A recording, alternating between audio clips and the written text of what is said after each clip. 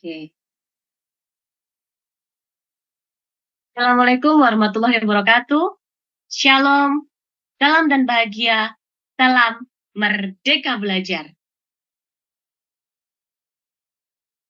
Bapak Ibu guru hebat serta sahabat Balai Guru Penggerak Provinsi Maluku dimanapun berada, kali ini kita ada pada sesi kedua Bincang Penggerak Lintas Pulau sebagai salah satu program Guru Penggerak Provinsi Maluku. Dan saat ini telah ada di tengah-tengah kita para guru penggerak. Yang pertama ada Bapak Adolf Jurgen Nuhuyanan SPI dari SMA Negeri 3 Maluku Tenggara, guru penggerak angkatan 4 Kabupaten Maluku Tenggara, sekaligus beliau ini adalah Ketua Angkatan 4 Guru Penggerak Kabupaten Maluku Tenggara. Halo Pak Olof, apa kabar? Ibu Afista, kabar Ya, baik. luar biasa. Iya, terima kasih Pak. Siap. Oke, dan selanjutnya yang kedua ada Ibu Martina Wulandari SPDGR, sama juga beliau adalah guru dari SMA Negeri 3 Kabupaten Maluku Tenggara. Ibu Martina Wulandari ini merupakan guru penggerak angkatan 1, namun pendidikannya tertunda sampai di angkatan 4. Dan Ibu Martina Wulandari ini juga sekaligus sahabat teknologi tahun 2023. Halo Ibu Wulan. Selamat malam Ibu Vista. Oke, baik sekali Ibu Wulan. Malam ini tampak sumringah sekali wajahnya. Dan Ibu satu lagi yang sangat luar biasa juga. Ibu Sarah Meltina Laisila STH. Beliau adalah guru dari SMK Negeri 1 Maluku Tenggara dan beliau adalah guru penggerak angkatan 7 Kabupaten Maluku Tenggara. Ibu bisa say hello dulu untuk semua sahabat Balai Guru Penggerak Provinsi Maluku. Salam dan bahagia semuanya.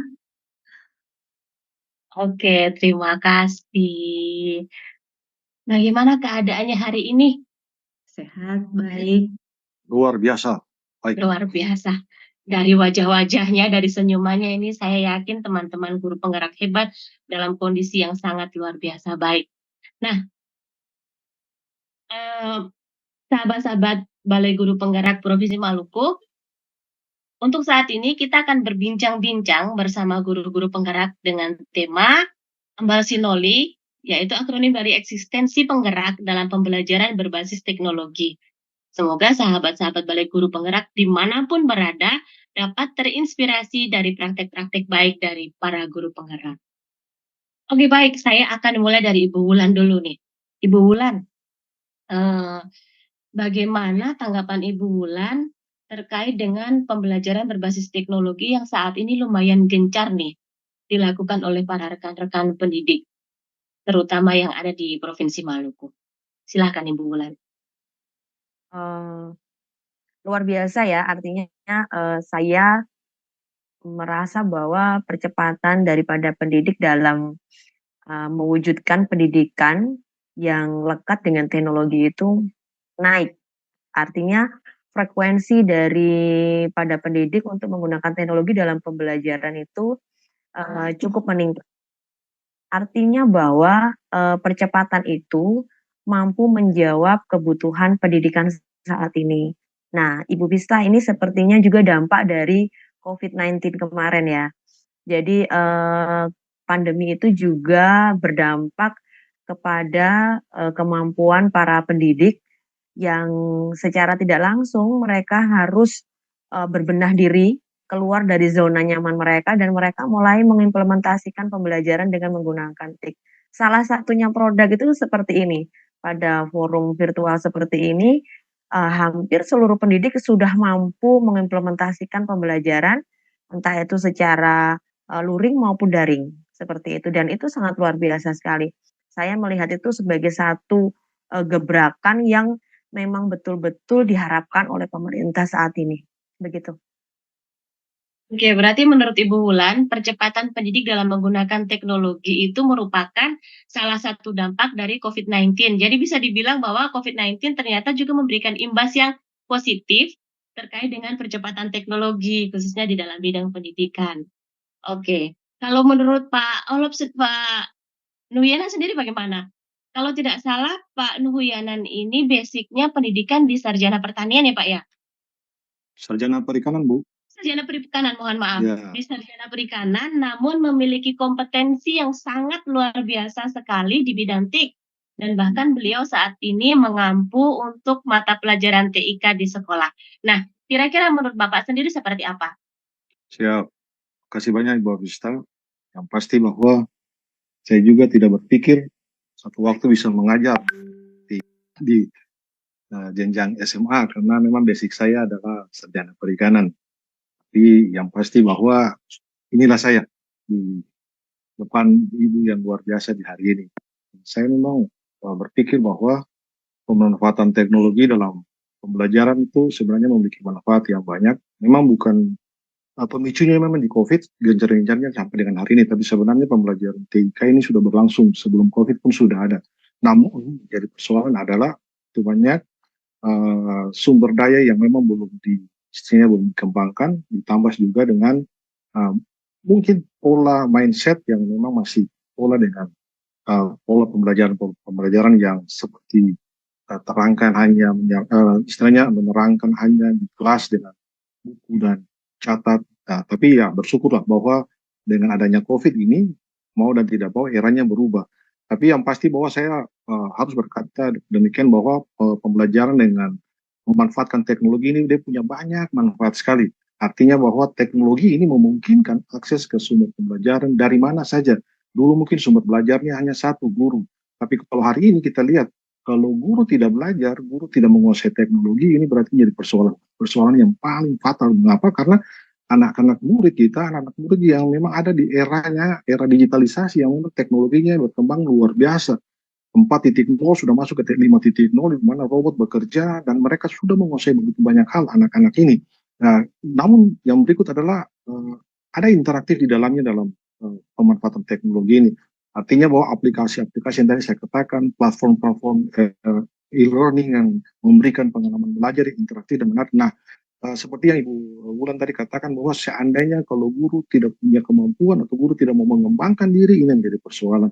Artinya juga bahwa saya bersyukur bahwa saya dipaksa untuk masuk ke area ini sehingga dalam proses pembelajaran yang nanti mungkin akan saya jelaskan nanti itu saya sudah mempergunakan aplikasi-aplikasi yang mendukung pas istilahnya program pembelajaran ini sehingga siswa murid begitu antusias untuk menerima pembelajaran karena teknologi yang saya gunakan. Nah, demikian Ibu Afista. Terima kasih. Oke, luar biasa Pak. Tadi saya mengutip di catatan, ada kata saya dipaksa. Nah, saya dipaksa di sini akhirnya dari rasa terpaksa, akhirnya dipaksa untuk belajar seperti itu. Ya, perlu ada unsur kesengajaan. Gitu. Dipaksa, tapi ada unsur kesengajaan. Artinya bahwa bukan dipaksa karena hal-hal yang lain, tapi memang itu tuntutan. Mau dan tidak mau, saya dipaksa secara dari tekanan begitu banyak. Kalau saya tidak punya kemampuan, ini bagaimana? Yang terjadi dengan siswa yang saya ajarkan. Oleh sebab itu memang kata itu muncul. Dengan sengaja atau saya dipaksakan untuk dengan kondisi yang ada untuk harus bisa. Ya, pertemuan kemarin saya dengan Ibu Wulan, saya bilang begini, saya cukup cemburu dengan Ibu Wulan di PMM itu. Kalau beliau bilang bahwa sudah masukkan aksi nyata, saya bilang saya harus lebih lagi nih. Sehat itu untuk apa? Untuk bisa mengembangkan diri. Mungkin pengalaman. Terima kasih. Oke, baik. Berarti dipaksa dalam hal untuk pengembangan diri ke arah yang lebih baik lagi, seperti itu. Oke, terima kasih Pak Nuhuyanan. Selanjutnya saya ke Ibu Sarah. Nah, bagaimana menurut Ibu Sarah terkait dengan pembelajaran berbasis teknologi, apalagi basicnya Ibu Sarah juga kan guru agama Kristen ya kalau tidak salah. Nah, biasanya itu kan tantangan tersendiri nih untuk guru-guru agama dengan mengaplikasikan pembelajaran berbasis teknologi. Nah, menurut Ibu seperti apa? Ya, saya setuju bahwa teknologi ini biasanya identik dengan guru TIK atau guru-guru mata pelajaran nasional. Tapi sebenarnya teknologi ini bermanfaat bukan bagi guru-guru tertentu, tapi semua guru. Itu penting, karena itu sebuah keharusan. Kalau kita tidak melek teknologi, maka kita akan tertinggal. Dan anak-anak kita kalau mau maju, tidak bisa mengandalkan 1-2 orang guru, Tapi kalau semua kita satu, semuanya bersinergi, berkolaborasi bersama-sama, pasti sekolah itu bisa maju. Yang saya lakukan di dalam pembelajaran saya di kelas, saya tidak mengambil semua teknologi, tapi saya menyesuaikan dengan kebutuhan mata pelajaran saya. Jadi sebentar nanti ketika kita dalam sisi berbagi, akan saya bagikan beberapa bagian yang sudah saya share, saya bagi. Saya terapkan itu di 2 sekolah. Kebetulan saya mengajar di SMK Negeri 1 Maluku Tenggara dan di SMA Negeri 2 Maluku Tenggara. Jadi ya saya mempraktek itu kalau di SMA Negeri 2 saya pernah memegang 9 kelas dan di SMK 1 saya pegang hanya 3 kelas. Jadi bagi saya teknologi itu sangat-sangat membantu kita. Kalau kita guru tidak menggunakan teknologi dan memanfaatkan teknologi dalam pembelajaran, justru itu akan menyulitkan kita. Teknologi membantu mempersingkat waktu, membantu kita memudahkan sesuatu yang rumit menjadi sederhana, sehingga dalam pembelajaran kita akan lebih efisien dan akan mencapai tujuan pembelajaran dengan baik. Mungkin itu yang bisa saya sampaikan. Terima kasih. Oke, baik Ibu Sarah. Berarti TIK milik semua guru, bukan hanya milik guru TIK saja. Kemudian kalau untuk Ibu sendiri, penggunaan TIK ini menyesuaikan dengan kebutuhan dari mata pelajaran. Ya. Nah, luar biasa sekali. Sekarang ini saya penasaran, mulai dari siapa dulu ya? Mulai dari Ibu Wulan dulu. Kira-kira bagaimana mengaplikasikan pembelajaran berdiferensiasi yang dikolaborasikan dengan pemanfaatan teknologi yang sudah coba Ibu Wulan terapkan selama ini di dalam kelas? Oke, baik, luar biasa ya. Kalau awalnya tadi kita ditanya gimana sih seorang pendidik tertantang untuk menggunakan teknologi. Nah, kemudian sasaran yang kedua itu lebih kepada diferensiasi itu yang berdampak kepada peserta didik. Artinya teknologi itu mampu menjawab juga bukan hanya sebagai alat transformasi bagi guru kepada peserta didik, tetapi juga lebih menyasar kepada apa yang mereka minati. Nah, itu satu tantangan besar ini Ibu Vista. Oke, Dimana berarti ke apa yang Ya. mereka minati? ya ke apa yang mereka minati. Nah, hal ini sejalan dengan pertanyaan tadi, di mana kita mewujudkan pembelajaran diferensiasi dengan mengimplementasikan teknologi. Boleh saya coba untuk menunjukkan beberapa praktik baik yang Oke, sudah pernah silakan. saya lakukan dalam pembelajaran diferensiasi yang menggunakan TIK ya. Oke, silakan Ibu. Ya, kita harus kerucutkan dulu bahwa dalam implementasi kurikulum Merdeka kita mengenal beberapa poin. Yang pertama adalah budaya positif, kompetensi sosial emosional, kemudian program yang berdampak kepada murid, kemudian proyek penguatan profil pelajar Pancasila dan coaching. Nah, beberapa ini yang mungkin kita harus kerucutkan bahwa di luar sana itu masih banyak beberapa pertanyaan sebetulnya implementasi kurikulum Merdeka itu nyasarnya itu kemana saja seperti itu. Namun kembali pada pertanyaan yang Ibu Vista tadi sampaikan lebih kepada pembelajaran diferensiasi itu sendiri. Nah, pembelajaran diferensiasi itu sendiri sepemahaman saya itu merupakan serangkaian keputusan masuk akal atau common sense yang dibuat oleh guru yang berorientasi pada kebutuhan murid melalui beberapa cara. Lihat dari kesiapan belajar murid, kemudian minat, dan juga profil belajar murid. Nah, dari situ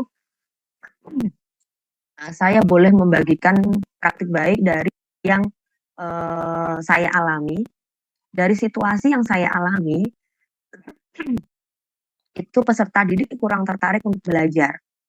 Nah, pasti dari kita itu secara tidak langsung kita merasakan itu. Hanya saja tidak semua pendidik memiliki refleks ataukah kepekaan ya. Tingkat kepekaannya mungkin berbeda-beda. Nah, dengan kita merasa melihat bahwa itu merupakan satu masalah, boleh kita jadikan sebagai tolak ukur untuk nantinya kita melakukan perbaikan, pendekatan perbaikan untuk bagaimana kita bisa mentransformasi pembelajaran dengan melihat kepada kebutuhan peserta didik. Kemudian saya tertantang untuk mencari apa kira-kira yang menjadi penyebabnya. Di mana peserta didik itu kurang antusias meskipun saya sudah melakukan pembelajaran berbasis teknologi yang tadi saya sudah sampaikan. Ada banyak teknologi yang sudah kita terapkan dari pengalaman pribadi yang sudah saya gunakan teknologi, namun raga dengan jiwa peserta didik itu belum satu. Saya merasa bahwa mereka belum milik saya seutuhnya begitu dalam pembelajaran.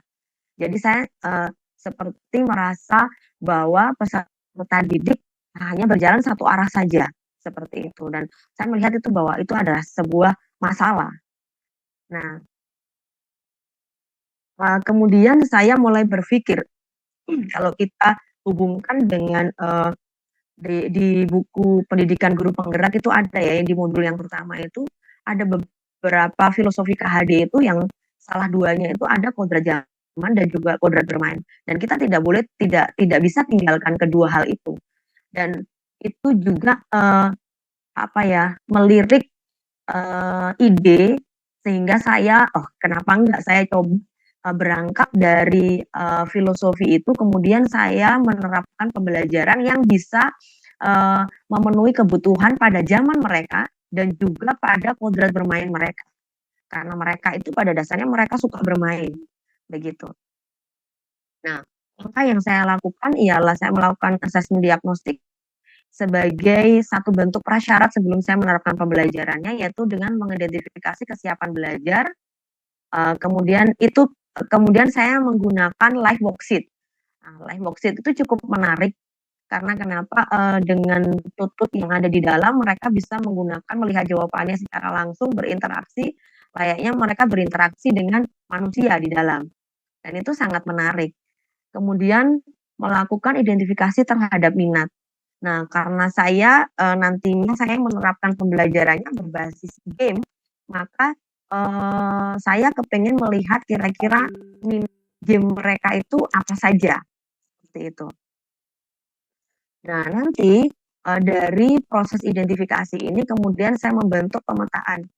Pemetaan itu yang dikelompokkan berdasarkan kesiapan belajar mereka dan juga berdasarkan minat mereka. Berarti dekat sekali dengan dunia anak ya Bu ya, kalau pembelajarannya menggunakan game ini? Iya, tepat sekali. Karena kan masalahnya tadi kan minat.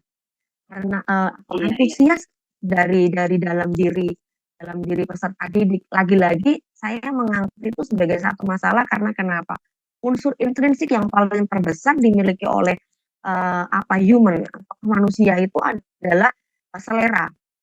Entah itu bukan dari peserta didik saja, tapi juga guru. Ketika mereka memiliki selera, otomatis everything gonna be okay, begitu. Segala sesuatu akan berjalan dengan baik, begitu. Dan saya percaya itu, begitu. Nah, kalau kita amati di layar, saya kemudian menerapkan sistem seperti itu dengan live worksheet, melakukan pemetaan, dan saya menemukan ternyata ada beberapa pemetaan yang boleh saya klasifikasikan di dalam proses pembelajaran. Nah, setelah itu saya mulai membentuk mereka dalam kelompok. Nah, di situ saya meminta mereka untuk membuat atau menelusuri bagaimana cara memainkan game. Nah, karena materinya itu terkait procedure atau prosedur kalau di dalam bahasa Indonesia, yaitu mereka membuat tahapan-tahapan bagaimana cara mengoperasikan, bagaimana cara memainkan seperti itu. Nah, mereka mulai menyusun memainkan. Kalau di kehidupan yang mereka biasa lakukan itu hal biasa. Oh ya, habis cara mengoperasikan misalnya Minecraft dari mulai misalnya step A ke step B itu gampang. Tapi mereka tentang bagaimana menyadurnya atau menuliskannya dalam bentuk teks. Tantangan. Text procedure. Jadi mereka menggunakan itu, kemudian mereka menyusunnya dalam bentuk test procedure, dan itu menggunakan bahasa Inggris. Itu tertantang dan mereka luar biasa. Dari kesenangan mereka, akhirnya mereka mampu seperti itu. Nah, terlihat dan akhirnya mereka mampu menghasilkan juga portofolio digital. Jadi mereka membuat step-stepnya dari masing-masing kelompok, mereka mempresentasikan, dan dampaknya, impact-nya kepada kelompok-kelompok lain, mereka akhirnya juga mengerti, oh ternyata kalau memainkan game yang sana, yang lain, yang bukan Minecraft itu seperti itu. Nah, akhirnya itu juga jadi pemahaman yang baru kepada mereka. Saya mencoba untuk masuk kepada dunia mereka, mencoba untuk, ya saya mengesampingkan sebetulnya saya tidak suka dengan game ya, misalnya seperti itu. Tapi karena mereka suka, jadi, secara otomatis yang seperti yang tadi Pak Olop sampaikan, bisa dipaksa, tapi akhirnya sudah mulai terbiasa dan saya sekarang sudah mulai memiliki banyak referensi terkait apa sih yang sebetulnya mereka sukai dan saya terus gali dari minat, mereka untuk bisa mewujudkan pembelajaran dengan menggunakan TIK, namun juga itu melihat dari, kesenangan mereka. Mungkin itu saja Ibu Vista yang boleh saya bagikan. Oke, baik-baik. Berarti berawal dari sebuah kepincangan karena Ibu melihat bahwa, jiwa dan raga mereka belum menyatu ketika proses pembelajaran. Makanya hal ini bisa ditemukan, praktek ini dilakukan bagaimana melihat minat mereka yang menyukai game dan sebagainya, dan minat ini digunakan untuk, diaplikasikan padahal materi utamanya teks prosedur ya, Ibu, ya? Betul. Nah, materi utamanya teks prosedur, tapi karena minat merekanya lebih ke game, akhirnya bagaimana mengolah, teks prosedur tadi dikaitkan dengan game-game yang mereka sukai. Seperti itu. Tepat. Oke, luar biasa sekali Ibu Wulan. Semoga tadi cerita dari Ibu Wulan bisa menginspirasi sahabat Balai Guru Penggerak Provinsi Maluku yang sangat luar biasa. Dan selanjutnya ini, saya juga sangat tertarik sekali ini di Pak Nuhuyanan ini. Saya ingin tahu lebih banyak terkait dengan bagaimana Bapak mendesain pembelajaran berbasis TIK yang padahal notabene sarjana perikanan. Nah, bagaimana itu bisa disiasati dan sampai akhirnya sekarang ini memiliki kompetensi yang sangat luar biasa di bidang TIK itu sendiri. Siap Ibu Avista, terima kasih banyak. Ini pembelajaran diferensiasi ini kan seperti yang Ibu ulang kan, ini guru harus mencoba untuk mengakomodasi itu banyak perbedaan ya individual di dalam kelas. Nah, ketika ini masuk, bagaimana kolaborasinya masuk ini sangat kuat, sangat kuat. Saya punya pengalaman yang cukup banyak terkait dengan proses pembelajaran ini. Tapi yang pasti sebelum saya menyampaikan saya punya pengalaman, ini saya punya topik pembahasan di awal semester ini atau di semester ini kan terkait dengan Microsoft Office Word ya. Nah, saya mendesain, saya punya RPP yang pasti modelnya adalah student center learning. Tapi metode yang saya pakai di dalam proses pembelajaran ini metode yang saya kutip dari ahli yang namanya Huda. Dia katakan metode ini adalah metode AIR, namanya AIR. Artinya A itu adalah auditory, kemudian I adalah intellectually, kemudian R adalah repetisi. Nah, auditory ini artinya bahwa ada pemahaman pendalaman materi yang harus dibagikan, pemantapan, bagaimana melalui presentasi. Sedangkan kalau intelektual ini adalah penguatan dari pemahaman-pemahaman yang diberikan, dan repetisi ini adalah penguatan dari pemahaman yang diberikan. Nah, saya mempergunakan metode ini saya terapkan di dalam kelas. Bagaimana sistem penerapannya Bapak Ibu, teman-teman? Saya mempergunakan aplikasi.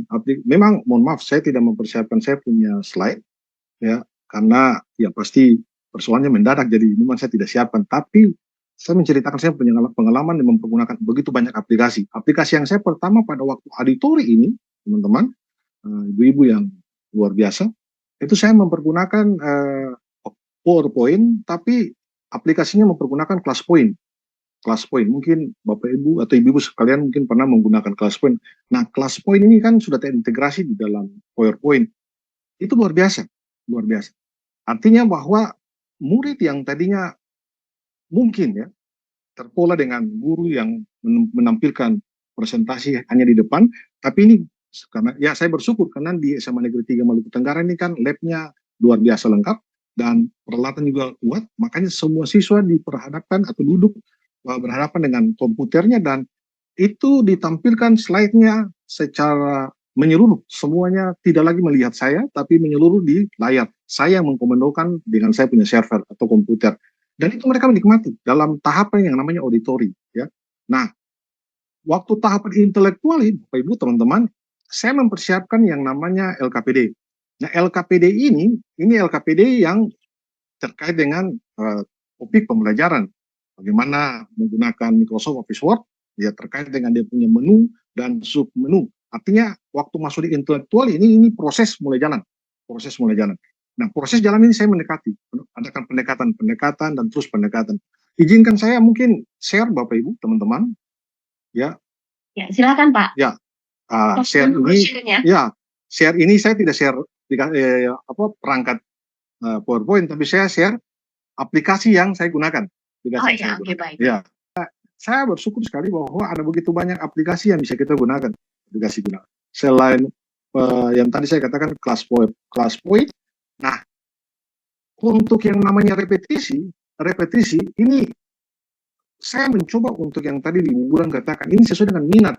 Jadi kalau setiap hari atau setiap minggu gamenya yang sama, itu saya percaya bahwa pasti mereka memang suka di minggu pertama, minggu kedua, minggu ketiga, mungkin minggu keempat, tapi masuk minggu kelima mungkin mereka sudah mulai bosan. Oleh sebab itu dalam tahapan ini saya mencoba untuk melihat mereka punya minat, mereka punya kesukaan. Makanya saya main game banyak, teman-teman. Saya main game banyak. Game Kahoot ada di sini, saya sudah siapkan. Dan waktu saya tampilkan game Kahoot, itu bukan hanya sekedar game permainan untuk menjawab mereka punya soal-soal, tidak, tapi repetisi main di situ. Repetisi seperti metode yang tadi saya bilang, A, I, dan R. Auditori, kemudian yang namanya intelektual dan repetisi. Jadi pada waktu saya berikan penguatan melalui aplikasi ClassPoint dengan PowerPoint-nya, nah saya masuk dalam proses, mereka harus bisa mempergunakan, saya menyiapkan LKPD di mereka, dan mereka mulai belajar untuk mengetik teknologi pengolah kata namanya Microsoft Office Word. Begitu banyak, mereka harus kerja, mereka harus bisa membuat teks, mereka bisa bikin tabel, mereka begitu banyak. Saya mendampingi mereka. Nah, ada pada tahapan repetisi ini saya mempergunakan game. Game ini mereka tidak hanya sekedar jawab siapa benar atau siapa salah, tidak. Waktu mereka jawab, saya mengulang lagi materi yang sama. Saya mengulang materi yang sama. Dan game yang saya pakai ada Kahoot. Saya tidak tampilkan banyak. Ya, ada Kahoot. Ini Kahoot. Ya. Saya siap untuk mereka, dan artinya ini pekerjaan yang bukan lagi hal yang sederhana, ini butuh energi banyak. Karena apa? Waktu saya kasih keluar soal 10, mereka bilang, Bapak Guru, soal kurang, saya bikin lagi 25. Bapak Guru, soal kurang, saya bikin 30. Bapak Guru, soal kurang, saya bikin 40. Saking asiknya ya Pak ya, mereka menikmati, iya. Sangat menikmati, mereka sangat menikmati. Bahkan Bapak Ibu, ini saya harus mengeluarkan, saya punya uang pribadi. Artinya apa? Merangsang mereka untuk bagaimana mau semangat menjawab dan benar. Karena saya bilang untuk mereka, juara 1 dapat 10.000, juara 2 dapat 5.000, juara 3 dapat 5.000. Mereka berlomba-lomba. Saya belum punya videonya, tapi di HP, itu mereka bersemangat, mereka melompat-lompat, ada yang ganggu, nilai salah, nilai kurang. Tapi mereka menikmati. Waktu mereka menjawab salah, saya berikan pemahaman, penguatan. Repetisi namanya. Saya kasih penguatan. Saya kasih penguatan. Ini pengalaman berlangsung sampai dengan hari ini. Bukan saja main dengan yang roda acak yang tadi saya keluar, dan juga bukan bermain dengan Kahoot saya tidak, tapi saya bermain juga dengan teman-teman mungkin saya keluarkan dulu teka-teki silang. Ya. Saya siapkan semua teka-teki silang untuk mereka dengan menggunakan roda wheel tadi. Jadi saya klik putar rodanya, namanya muncul, 3 menurun. Ada yang bisa jawab, 4 menurun, 4 mendatar. Ada yang bisa jawab, mereka dengan semangatnya menjawab, saya berikan penguatan untuk mereka.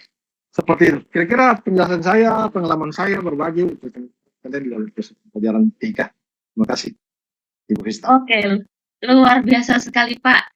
Saya juga baru dengar tadi metode AIR tadi itu terkait dengan auditori, kemudian intelektual, dan yang terakhir adalah repetisi. Dan bahkan kuis-kuis yang digunakan, baik itu di Kahoot, kemudian, pakai apapun itu, Quizzes juga. tujuannya bukan hanya sekedar untuk semata-mata memberikan kuis, tetapi ada makna lain di dalam kuis itu sebagai repetisi bagi siswa-siswa. Yang kalau Siap. dipikir padahal kan Microsoft Word ini kan, materi-materi dasar nih, Pak. Dasar, Tetapi, siap. Pak Nuryanan berusaha mengemas bagaimana semenarik mungkin sesuai dengan minat dari anak-anak. Betul. Luar biasa sekali. Nah, tadi ada Ibu Wulan terkait berdiferensiasinya seperti apa, Pak Olof, yang basic perikanannya tapi menjadi guru TIK yang sangat luar biasa. Sekarang saya menuju Ibu Sarah. Nah, Ibu Sarah bagaimana bisa tolong berbagi pengalaman, terkait dengan pembelajaran berbasis teknologi yang sudah coba diterapkan di mata pelajaran agama Kristen sendiri atau mungkin ada selanjutnya saya ke Ibu Sarah. Bagaimana Ibu Wulan berbagi terkait dengan diferensiasinya, Bapak Nuryanan juga berbagi terkait bagaimana mendesain pembelajaran untuk berbasis TIK itu sendiri. Sekarang saya ingin mendengar Ibu Sarah menceritakan pengalaman bagaimana mendesain pembelajaran, untuk agama Kristen itu sendiri dengan mengkolaborasikan TIK di dalamnya, atau mungkin ada gebrakan yang lain selain itu, silakan Ibu Sarah. Ya, sebelum saya berbagi, mungkin saya share screen-nya dulu. Iya, oke, baik. Oke, Baik. ini saya kebetulan mengajar di 2 sekolah. Yang di sebelah kanan layar Bapak Ibu ini adalah murid di SMA Negeri 2 Maluku Tenggara. Yang di sebelah kiri ini adalah murid pada SMK Negeri 1 Maluku Tenggara. Kalau dilihat, ada perbedaan di sini. Karena kebutuhan belajar daripada setiap murid itu berbeda-beda. Nah, sehingga saya pada waktu pembelajaran, aplikasi yang saya gunakan seperti yang Bapak Ibu mungkin gunakan juga adalah aplikasi Canva. Di sini materi pembelajarannya sangat padat dan banyak. Nah, untuk mempermudah kita untuk materi pembelajaran yang padat seperti ini, maka saya membuat games menjodohkan. Jadi beberapa teori, baik itu secara pengertiannya, ciri-ciri, karakteristiknya saya pisah, saya acak, lalu murid dia sendiri kemudian mencocokkan berbagai aspek-aspek perkembangan kedewasaannya. Nah, di situ mereka menggunakan 2 cara. Jadi kalau di SMK Negeri 1, mereka hanya berdua saja karena kami minoritas di sana. Jadi mereka berdua langsung bekerja bersama-sama. Sedangkan di sini saya bagikan mereka berkelompok. Tapi ternyata ketika pengerjaan mereka secara berkelompok itu dilakukan, itu lebih memakan waktu dibandingkan dengan 2 orang, justru lebih cepat. Nah, untuk mengantisipasi itu, saya kemudian membantu murid-murid ini untuk memfasilitasi belajar mereka. Jadi kalau kita menggunakan teknologi, kita tidak boleh lupa bahwa teknologi juga dia butuh pendukung yang lain. Misalnya kita harus membutuhkan referensi buku bacaan, modul-modul yang membantu untuk murid-murid. Jadi justru bukan teknologi ada lalu kita mengesampingkan hal-hal yang lain. Jadi apalagi mata pelajaran yang terkait dengan mata pelajaran agama, nilai-nilai relasi sosial itu tidak bisa kita gantikan dengan teknologi. Oleh karena itu penting bagi kita untuk mengcombine berbagai teknologi itu sehingga kalau kita mau anak-anak ini untuk ada nilai gotong royongnya, ada nilai kreativitasnya, ada nilai-nilai profil pelajar Pancasila yang tercermin di dalamnya, tidak bisa kita dari awal sampai akhir menggunakan teknologi. Mungkin itu menjadi catatan kritis saya ketika menggunakan teknologi di kelas. Nah, kemudian kita bisa lanjut ke slide yang berikut. Nah, ini kebetulan tadi sudah disinggung oleh Pak Jorgen dari SMA Negeri 3. Saya pada baru beberapa minggu yang lalu, saya menggunakan sumatif tengah semester atau biasa kita kenal dengan di kurikulum 2013 dengan penilaian tengah semester, itu kan biasanya dengan soal pilihan ganda, menjodohkan, kemudian soal-soal benar salah dan sebagainya. Saya mencoba untuk membuat sumatif tengah semester dengan sesuatu yang menarik. Jadi murid saya berikan mereka beberapa soal yang sudah saya susun. Ini saya mau berbagi di mana aplikasi ini saya dapatkan. Jadi di sini sudah ada, saya sudah tampilkan di situ. Jadi ini secara online saja, tidak perlu di-download. Ada memang beberapa aplikasi yang harus di-download, tapi ini memang secara online. Tapi tidak hanya satu aplikasi saja, yaitu teka-teki silang, ada banyak. Ini kebetulan saya sudah screenshot dia beberapa. Jadi teman-teman yang mungkin mata-mata pelajaran yang lain bisa menggunakan, disesuaikan dengan mata pelajaran yang kita. Jadi sumatif tengah semester yang terkesan menegangkan, kemudian membuat anak-anak merasa tidak nyaman karena soal-soal yang ditampilkan itu sulit, kita bisa menyajikannya dengan lebih fresh, lebih menyenangkan bagi anak-anak sehingga mereka merasa bahwa ini suasananya tidak setegang kita penilaian tengah semester di waktu-waktu yang lalu. Nah, kemudian kita tidak boleh lupa bahwa ketika kita menggunakan teknologi ini dalam penilaian, afirmasi positif atau umpan balik itu harus kita berikan. Ya dulu, mungkin di zaman dulu ya, kita hanya dengan menulis angka. Dapat 95, 80. Tapi yang saya gunakan di sini, saya menggunakan cap. Saya menggunakan cap di sini. Kalau dalam umpan balik kan selalu, di dalam umpan balik ada 5 hal yang perlu kita tekankan. Yang pertama adalah apresiasi, saran, perhatian, nilai, dan klarifikasi.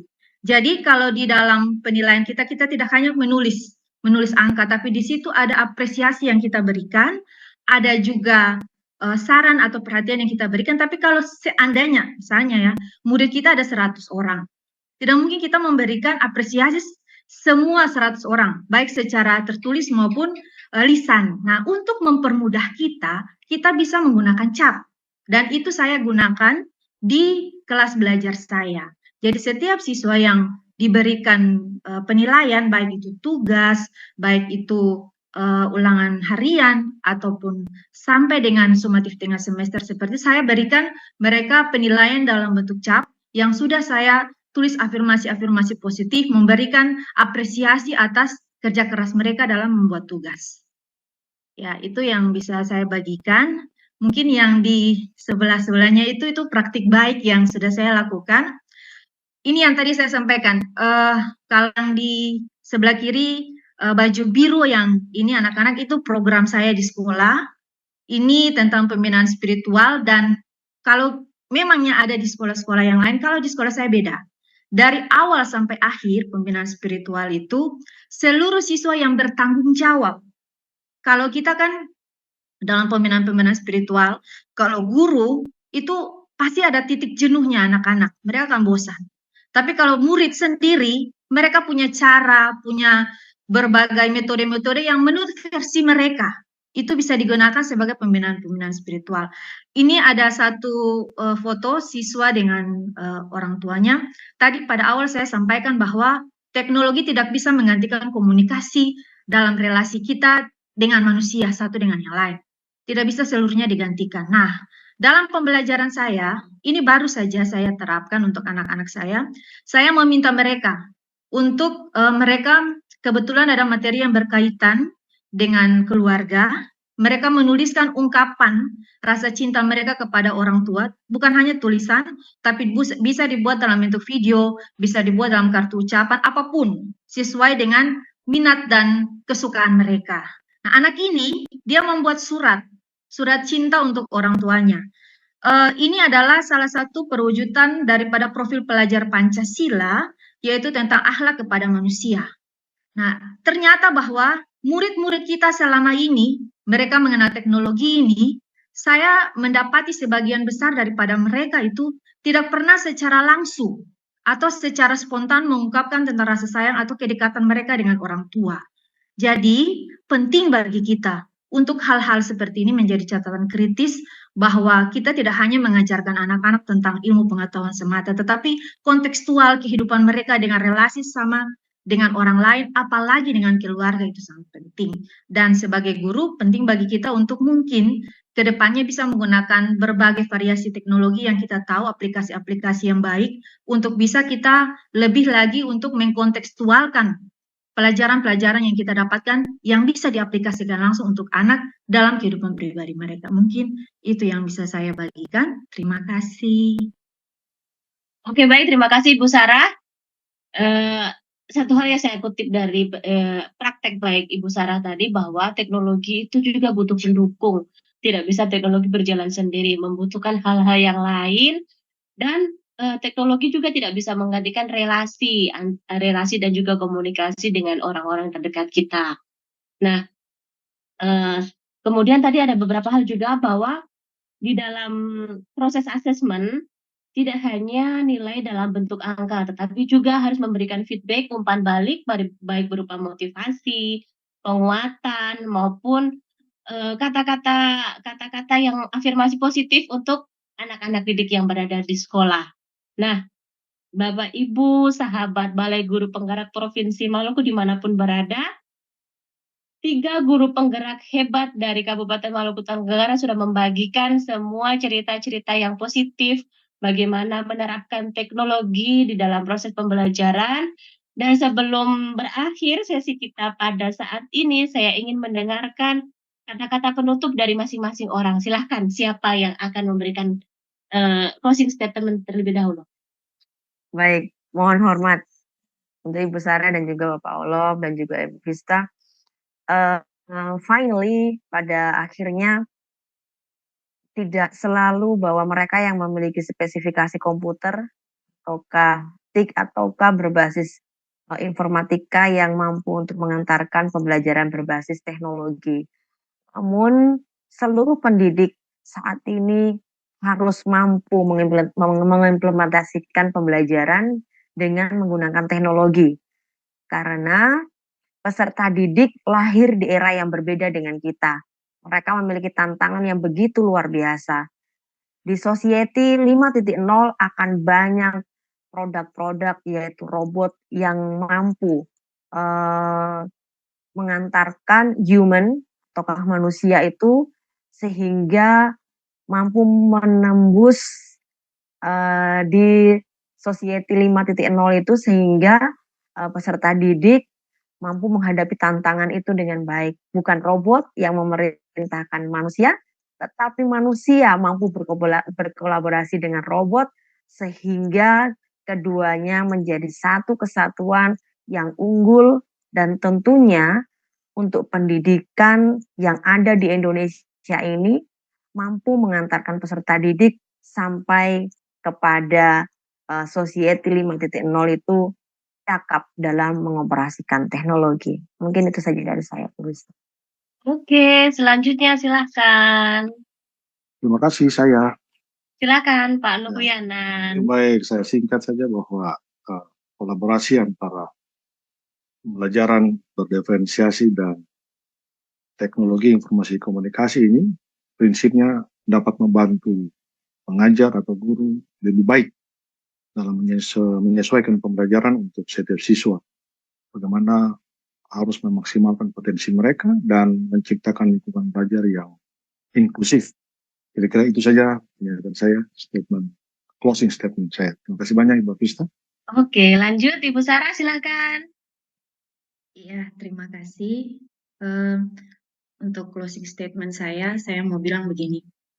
Kita harus menghilangkan sebuah bait lagu yang sering mengatakan begini, aku masih seperti yang dulu. Guru tidak boleh seperti yang dulu. Semua guru harus mau untuk belajar. Karena perubahan itu hal yang kekal. Di dalam dunia pendidikan, tidak pernah tidak berubah. Mungkin hari ini kita masih dengan teknologi yang ini, tapi ke depannya teknologi akan berganti. Mungkin bukan hanya 5.0, kita bisa sampai dengan 100.0, dan guru harus siap. Tidak boleh lagi kita tertinggal dengan perkembangan zaman. Siapapun dia, mata pelajaran apapun yang dia ampu. Dari SD sampai dengan SMA, guru harus bisa. Kita tidak bisa bilang bahwa saya tidak bisa begini, tidak bisa begitu, kendala ini, kendala itu. Kita harus maju. Harus optimis bahwa kalau kita mau untuk berubah, selalu ada jalan. Mungkin itu closing statement saya. Terima kasih. Baik, terima kasih Ibu Sarah. Satu yang bisa saya simpulkan dari bincang kita pada saat ini, bahwa sesuatu yang terpaksa bisa menjadi terbiasa. Apalagi jika sekarang ini ada perubahan-perubahan zaman yang begitu luar biasa, teknologi merupakan salah satu alat transformasi baik untuk bagaimana bisa meningkatkan kompetensi para peserta didik kita, namun harus diingat bahwa teknologi akan pincang jika ada pada tangan pendidik yang bekerja tidak dengan hati. Makanya teknologi harus di tangan pendidik-pendidik yang tepat dan luar biasa supaya bisa anak-anak kita bisa memaknai teknologi dengan penuh kebermaknaan dan tetap mengedepankan profil pelajar Pancasila. Baik, teman-teman hebat, guru-guru penggerak yang sangat luar biasa pada saat ini, kita sudah ada pada penghujung acara. Semoga Bapak Ibu sahabat Balai Guru Penggerak Provinsi Maluku dimanapun berada, mendapatkan inspirasi dan hal-hal positif dari bincang-bincang kita pada malam hari ini. Salam dan bahagia dan salam Merdeka belajar. Salam dan bahagia. Sarah, salam Ibu Tina, Ibu Avista. Ya, salam semua.